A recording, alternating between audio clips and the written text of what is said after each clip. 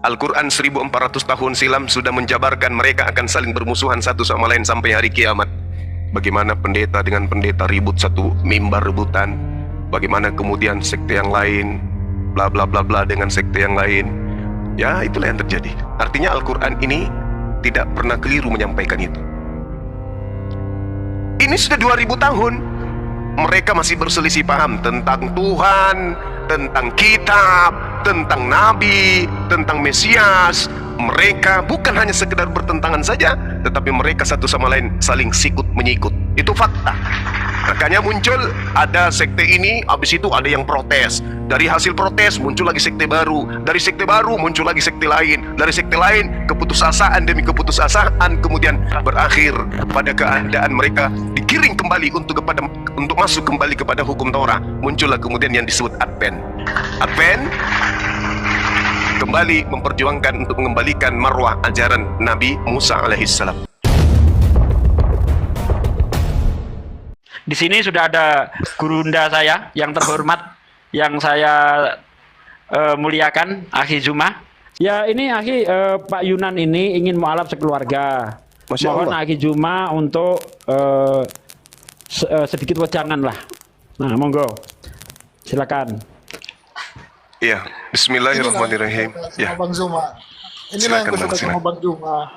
Tuh gimana, bercandanya keren loh sama Bang Zuma ini. Suka bercanda.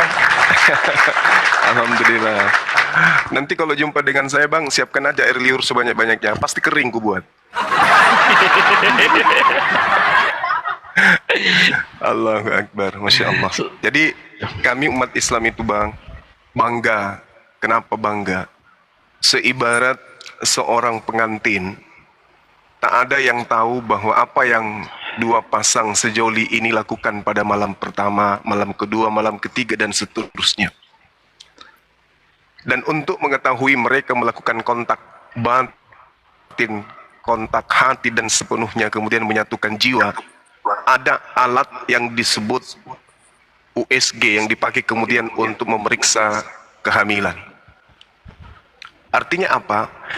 Meskipun kita tidak hadir pada saat mereka memadu kasih, tapi dengan alat yang canggih begitu sempurna, menghasilkan hasil USG, istrinya hamil, memberikan sinyal kuat kepada kita yang berakal ini, tanpa pikir panjang, tanpa penelitian, tanpa duga-menduga, mereka pasti sudah melakukan hubungan badan.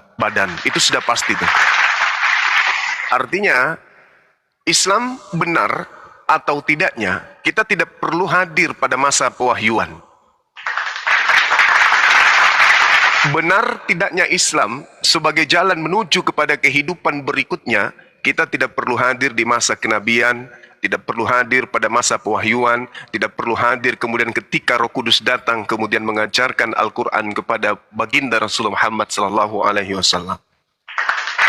Tetapi yang kita lihat hari ini adalah bagaimana wahyu yang datang kepada baginda Rasulullah Muhammad SAW, benar tidaknya itu adalah firman dari pencipta langit dan bumi, bisa kita lihat keadaan hari ini. Nah, ini sinyal bagi orang yang berakal. Satu hal yang menarik buat saya nih sebagai apologet, ketika sampai saya berselancar kepada ayat suci Al-Quran surah Al-Ma'idah ayat 14. Di situ saya kagum, saya meneteskan air mata. Apa kata Allah? A'udzubillahi minasyaitonirrajim. Wa minal ladzina qalu inna nasara akhazna mitsaqahum wa nasu fanazu hazzam mimma zukkiru bih. Faghraina bainahumul adawa wal ba'da ila yaumil qiyamah. Ini terlalu berani.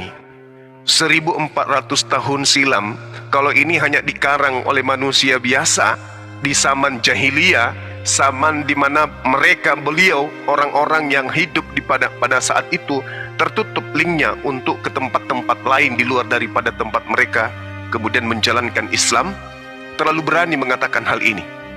Dan di antara orang-orang yang mengatakan kami ini adalah orang Nasara.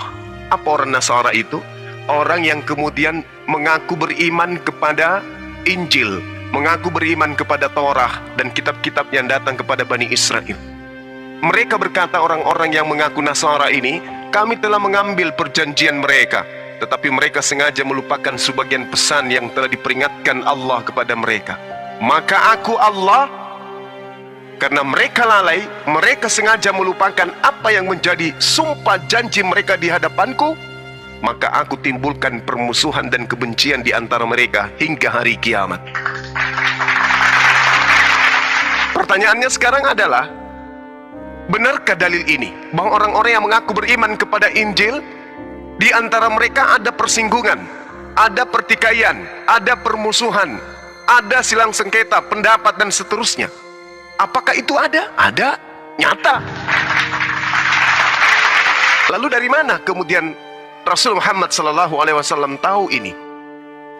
Ini sudah 2000 tahun mereka masih berselisih paham tentang Tuhan, tentang kitab, tentang nabi, tentang Mesias.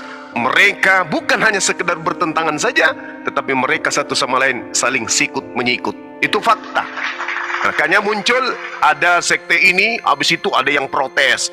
Dari hasil protes muncul lagi sekte baru. Dari sekte baru muncul lagi sekte lain. Dari sekte lain keputusasaan demi keputusasaan kemudian berakhir pada keadaan mereka digiring kembali untuk masuk kembali kepada hukum Torah.